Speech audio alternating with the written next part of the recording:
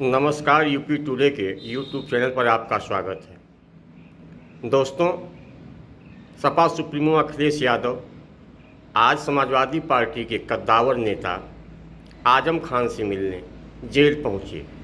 आजम खान से मिलने के बाद जब सपा सुप्रीमो अखिलेश यादव जेल से बाहर निकले तो उनको पत्रकारों ने घेर लिया। पत्रकारों के तमाम सवालों का जवाब देते हुए सपा सुप्रीमो अखिलेश यादव ने क्या कहा है, आप आगे के वीडियो में देखें। धन्यवाद।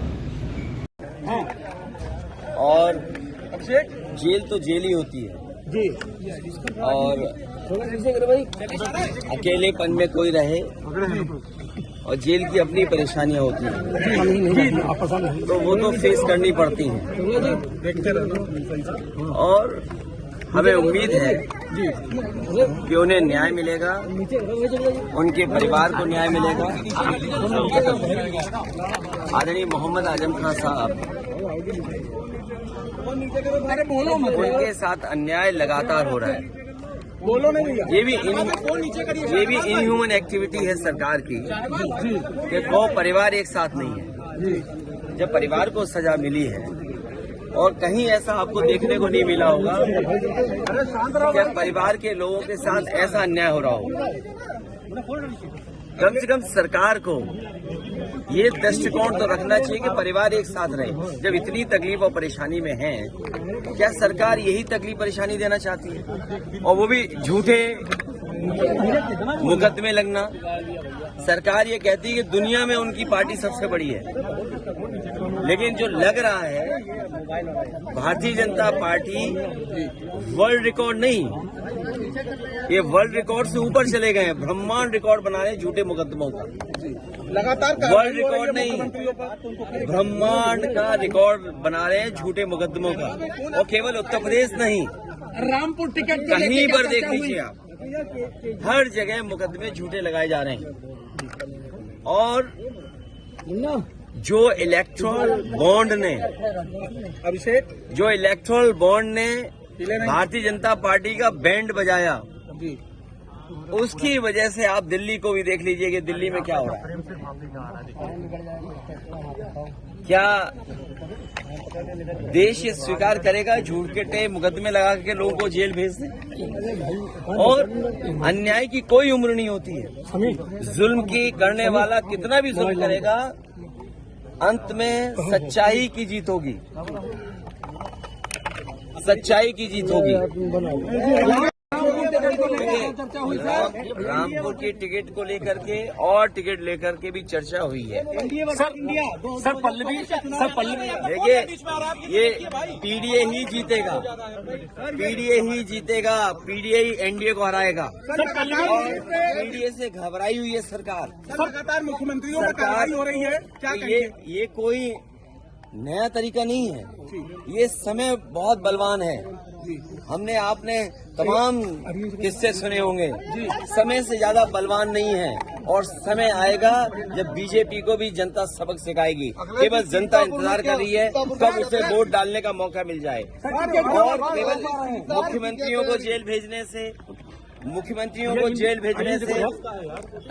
कुछ न्यूज को कंट्रोल करने से लोकतंत्र में इनकी जीत नहीं होने वाली है।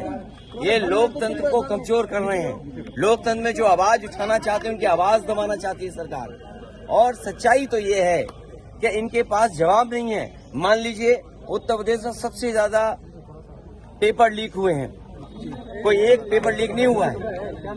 जितनी भी परीक्षाएं हुई हैं, सबके पेपर लीक हुए हैं। और पेपर लीक होने से जिन बच्चे नौजवानों का भविष्य अंधकार में गया है, मैंने कई बार बोला हूं, मैं फिर बोलता हूं, 60 लाख बच्चे जिनका भविष्य इस भारतीय जनता पार्टी ने उत्तर प्रदेश में छीना है।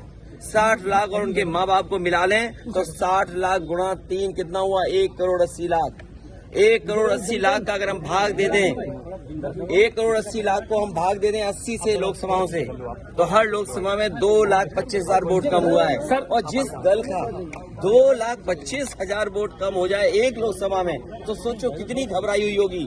क्या इलेक्ट्रॉन बॉन्ड ने भारतीय जनता पार्टी का बैंड नहीं बजा दिया? इलेक्ट्रल बॉन्ड जो मिले हैं भारतीय जनता पार्टी का, क्या उसका जवाब है उनके पास? और अगर आप दिल्ली वाली बात कर रहे हैं तो जो आरोप लग रहा है क्या इलेक्टोरल बॉन्ड उसने भारतीय जनता पार्टी के लोगों को नहीं दिया, तो ये घबराहट में अपना जो मुद्दा बदलने की जो तरीका है इसमें भारतीय जनता पार्टी कामयाब नहीं होगी। ये कितने भी नेताओं को जेल भेज देंगे लेकिन जनता को जेल नहीं भेज सकते।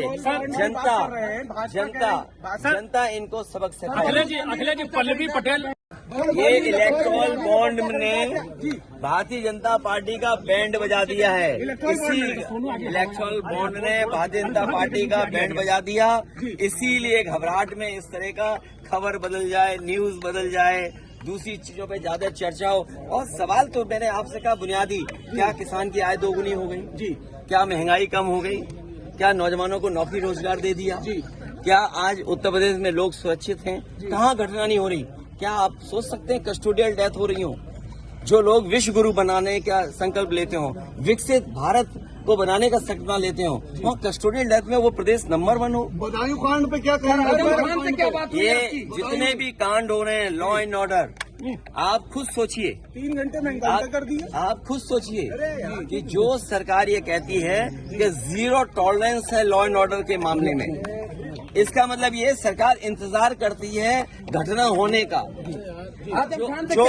जो रिस्पांस सिस्टम बना था या जो लॉ एंड ऑर्डर का 0 टॉलरेंस की बात थी, वो 0 टॉलरेंस 0 हो गई कि नहीं हो गई? बदायूं की घटना ने साबित कर दिया है कि 0 टॉलरेंस का नारा देने वालों का लॉ एंड ऑर्डर 0 टॉलरेंस 0 है।